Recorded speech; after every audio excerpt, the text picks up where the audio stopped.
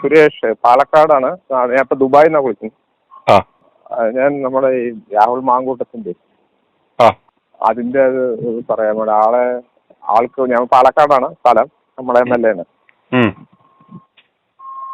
നിങ്ങൾ ഈ ചാനൽ ഞാൻ എപ്പോഴും കാണണ്ടേ, അപ്പൊ ആളെ തിരിച്ച് ഇനിയും വരാൻ വേണ്ടിട്ടേ ഇതാകാൻ വേണ്ടിട്ടേ അതിനൊക്കെ സപ്പോർട്ട് ചെയ്യാനാണ്.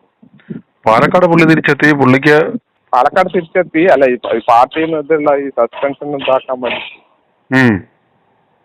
അതിന് വേണ്ടിയിട്ടുള്ളത് നമുക്ക് അതിന് എത്രയും ഒന്ന് ആകാൻ വേണ്ടിയിട്ടുള്ളത്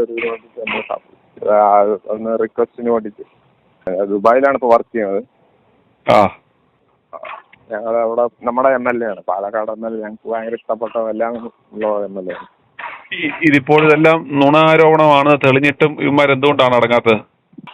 അതുകൊണ്ടാണ് അത് പറഞ്ഞില്ലേ, ഇവരുടെ ഈ പഴയ ഈ രമേശ് ചെന്നിത്തല, ഈ VD സതീശന്മാരുള്ള ആൾക്കാർ, ഇവരുടെ നുണ അവരുടെ ഉള്ള ഒരു ഇതാണല്ലോ.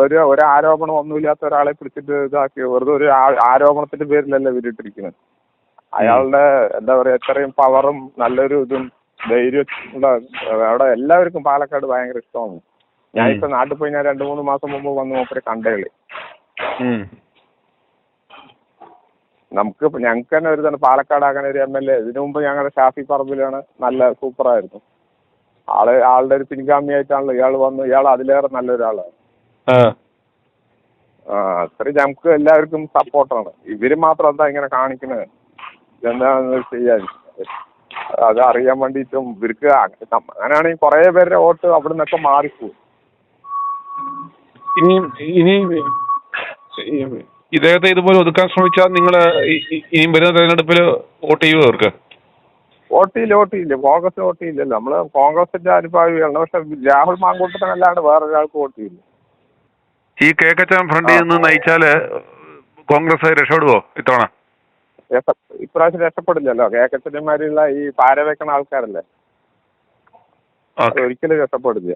ഇവരെമാരുള്ളവർ വരണമെന്നാണ്. ഷാഫി പറമ്പിലും രാഹുൽ മാങ്കൂട്ടത്തിനും ചെറുപ്പക്കാരുണ്ടല്ലോ ഇഷ്ടം വരും.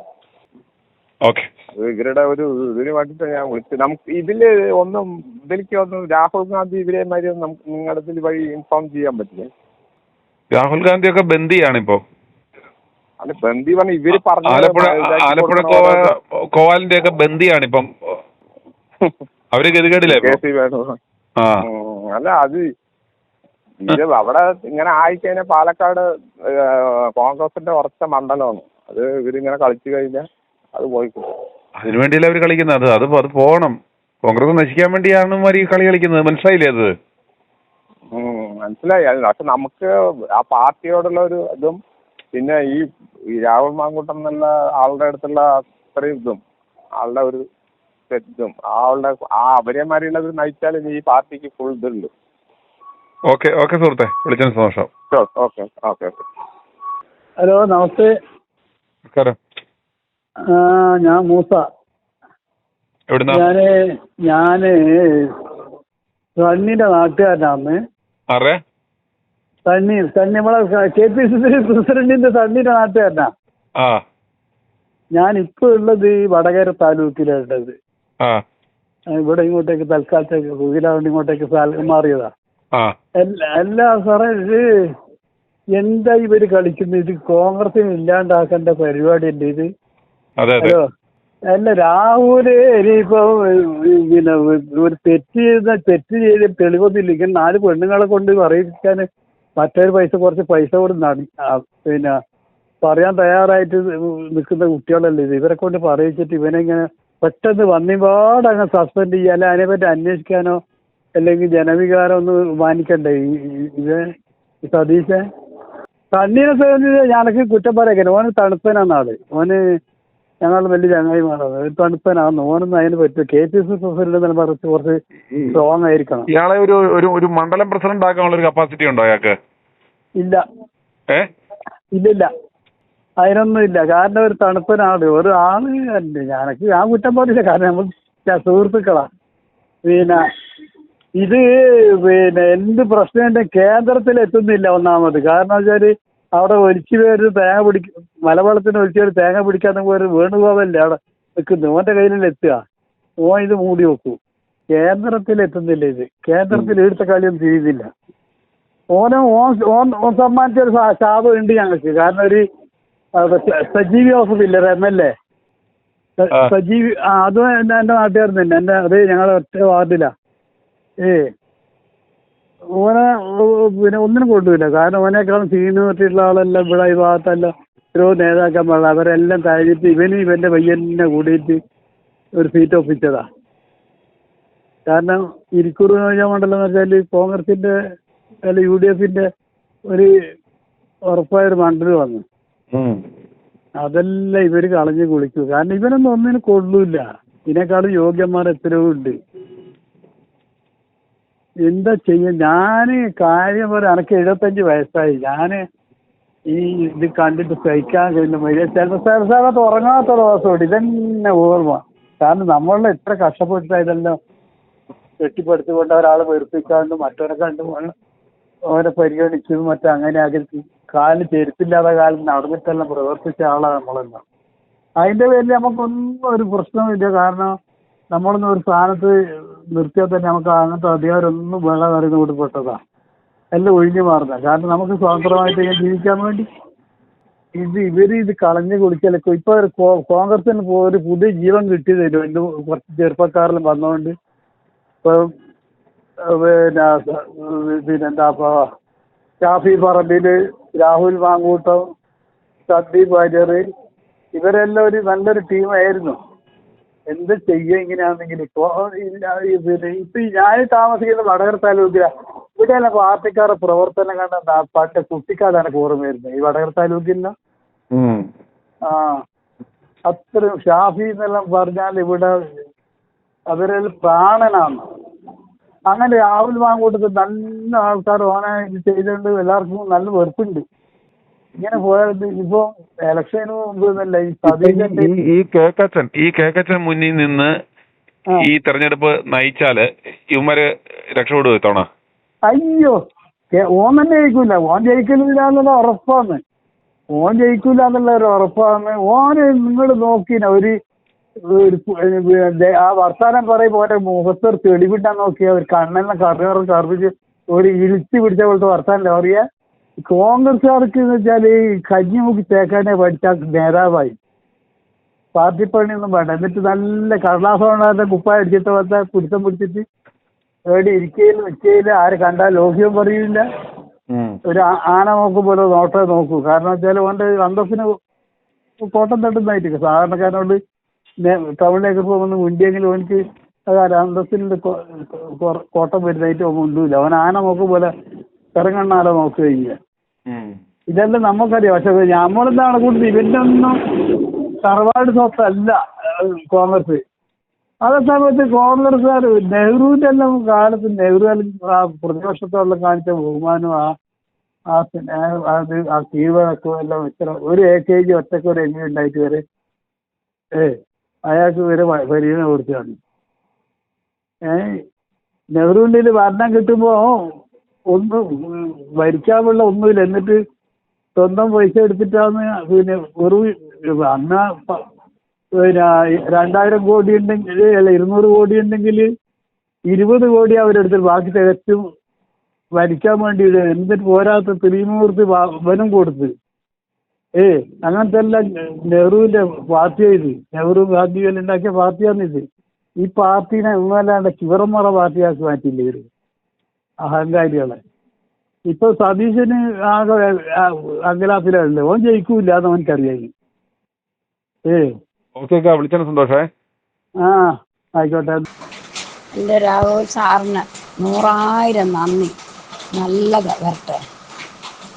അവിടെ പാലക്കാട് പോയി സാറ് ശബരിമല വന്നതും ഞങ്ങളെ ശബരിമല വാർഡാണ് ഞങ്ങളുടേത്. എൻ്റെ പേര് സുഭാഷിണി. എൻ്റെ വാർഡ് ശബരിമല ആ വാർഡാണ്. പമ്പാവാലി പെരുന്നാട് വിലാപ്പള്ളി ആണ് ഞങ്ങൾ താമസിക്കുന്നത്. പമ്പാവാലി. ഇത് ആദ്യം മുതൽ അവസാനം വരെ ഇത് കണ്ടും കേട്ടും ഇരുന്നതാണ്. അതുകൊണ്ട് പാലക്കാട് പോയതും ശബരിമല വന്നതും പാലക്കാട് പോയതും നിയമസഭയിൽ പോയതും എല്ലാം കണ്ടു. അതുകൊണ്ട് 100,000 നന്ദി. അങ്ങനെ തന്നെ വേണം. നല്ല കരുത്തോടെ നല്ല കാര്യത്തോടെ വരണം. എന്നാന്ന് ചോദിച്ചിരുന്നാൽ ഈ പ്രായമുള്ള കിഴവന്മാരെയൊക്കെ എടുത്ത് ദൂരെ കളഞ്ഞിട്ട് ചെറുപ്പക്കാരായ നിങ്ങളെ പോലുള്ളവർ ഇറങ്ങിക്കഴിയുമ്പോൾ നാട് നന്നാകും, നാടിന് നന്മയുണ്ടാകും, നാടിന് വേണ്ടി പ്രവർത്തിക്കാൻ കരുത്താകും. ആർജവമുള്ള നിങ്ങളെപ്പോലുള്ള ചെറുപ്പക്കാരെയാണ് നാടിനാവശ്യം. ഇത് തന്നെയാണ് ആവശ്യം, ഇത് തന്നെ വേണം, ഇങ്ങനെ തന്നെ വേണം. ഞാൻ എൻ്റെ ഫോണിൻ്റെ വാട്സപ്പ്, എനിക്ക് ഇവിടെ റേഞ്ച് ഇല്ലാഞ്ഞത് കൊണ്ടാണ് വാട്സപ്പ് പ്രതികരിക്കാതിരുന്നത്. അപ്പോൾ ഞാൻ വാട്സപ്പിലുണ്ട്. എനിക്ക് സാറിനെ അടുത്ത് കാണണമെന്നും കണ്ട് വന്ന് ഒന്ന് നന്ദി വാക്ക് പറയണമെന്നും ഒക്കെ എനിക്കുണ്ട്. എനിക്കൊന്നൊരു നന്മ പറയണമെന്ന് എനിക്കുണ്ട് അടുത്ത് വന്ന്. പക്ഷേ പറ്റുന്നില്ല, കാരണം അടൂർ ആ വീട്. എന്നാലും ഞങ്ങൾക്ക് ഇവിടുന്ന് അവിടെ വരെ വരാനുള്ള സാഹചര്യം തന്നെയല്ല. വന്നാൽ ചിലപ്പോൾ കാണാൻ പറ്റിയില്ലെങ്കിലോ എന്നോർത്തും വരാതിരുന്നത്. അതുകൊണ്ട് 100,000 നന്മ വരട്ടെ, നല്ലത് വരട്ടെ. അതുപോലെ തന്നെ ഷാഫി എന്ന് പറയുന്ന MP, നമ്മുടെ പ്രമുഖനായ MP-ക്കും ഇതേപോലുള്ള നാണം കേട് കേൾപ്പിക്കുന്ന പെണ്ണുങ്ങളെയൊക്കെ അടിച്ചിരുത്തി ഒരു മൂലക്കിരുത്തണം, ഒരു മൂലക്കിരുത്തണം. നിങ്ങളെപ്പോലുള്ള കൊച്ചു ചെറുപ്പക്കാർ, എൻ്റെ മക്കളും ഇന്ന് എൻ്റെ മകന്, എൻ്റെ മകൻ്റെ മൂത്ത മകൻ്റെ പ്രായമേ ഉള്ളൂ സാറിന്, രാഹുൽ സാറിന്. അപ്പോൾ ഇങ്ങനെയുള്ള ചെറുപ്പക്കാരെയൊക്കെ ഇതേപോലുള്ള അവിക്കാതി പറഞ്ഞ് ഇവിളുമാർ കൊണ്ടുവന്ന് മൂലയിലെടുത്തിട്ട് ഇവിളുമാരെന്ത് സാധിക്കാനാണ്? ഇവിളുമാർക്ക് ഇതെന്ത് സാധിക്കാൻ, എന്തിനുള്ള ആരംഭമാണ്, എന്തുവാ? ഇവിളുമാർക്ക് എല്ലാം കൂടെ കണ്ടില്ലേ? പിണറായി വന്നപ്പോൾ കാണിച്ചൊരു പണി കണ്ടില്ലേ? പിണറായി വലിയ ശബരിമല വന്നതല്ലേ, പമ്പയിൽ. പിണറായി എന്തിനാ പമ്പയിൽ വന്നത്? ഞാനൊക്കെ കേസിൽപ്പെട്ടതാണ്. എൻ്റെ ചേട്ടത്തിക്കൊക്കെ തിരുവല്ലയിൽ കേസുള്ളതാണ്. ഞാനൊക്കെ പമ്പാവാലി വണ്ടി തടയാനും നാമജപത്തിനൊക്കെ പോയി എൻ്റെ ഇതൊക്കെ യൂട്യൂബിൽ കിടപ്പുണ്ട്. യൂട്യൂബിനകത്ത് എൻ്റെ ഇതൊക്കെ കിടപ്പുണ്ട്, കാര്യങ്ങളൊക്കെ ഞാൻ പറഞ്ഞിട്ടുള്ളതൊക്കെ.